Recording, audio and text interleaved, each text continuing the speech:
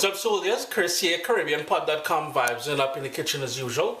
Today we're doing, this is going to be part one of two recipes. The first one here today we're doing epis or epis, the Haitian sort of seasoning that goes into it's the base of many Haitian dishes. You're going to like this one. And the second recipe we're going to be doing, we're going to use this epis and we're going to make griot.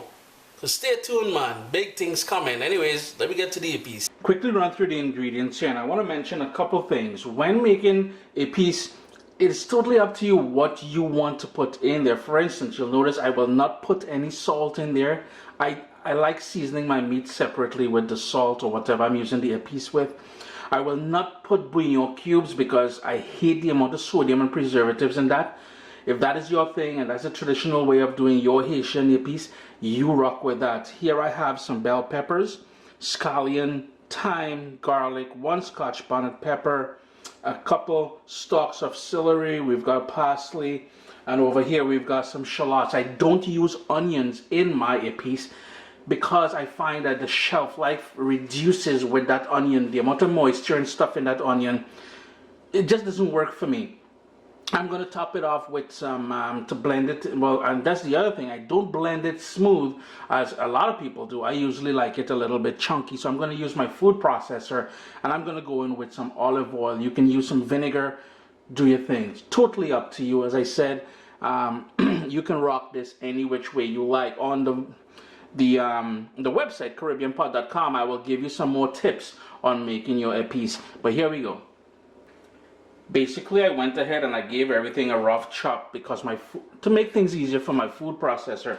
If you're old school and you're down in Haiti, you would be using something like this, mortar and pestle. I don't know the French term for it. My Haitian friends, maybe you can leave it down in the comments below to educate us, you know.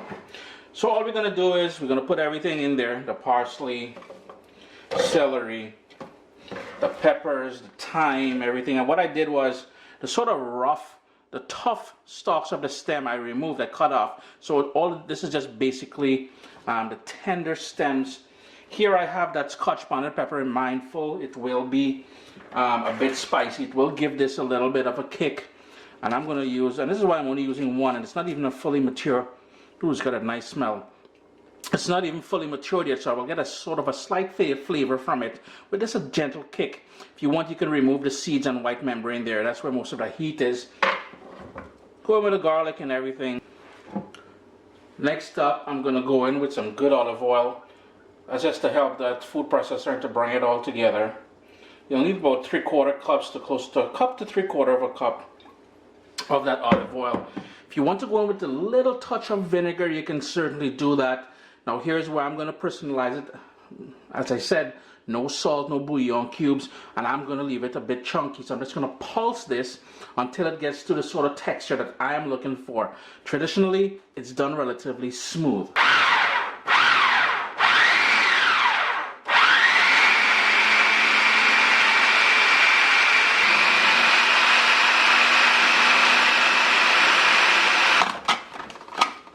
I want to quickly show you what's going on in here. And you can see, if I twist it that way a little bit, it's relatively chunky. I'm just going to keep it going just a little bit more. As I said, I like the texture on it, but I just want it to go just a little bit more.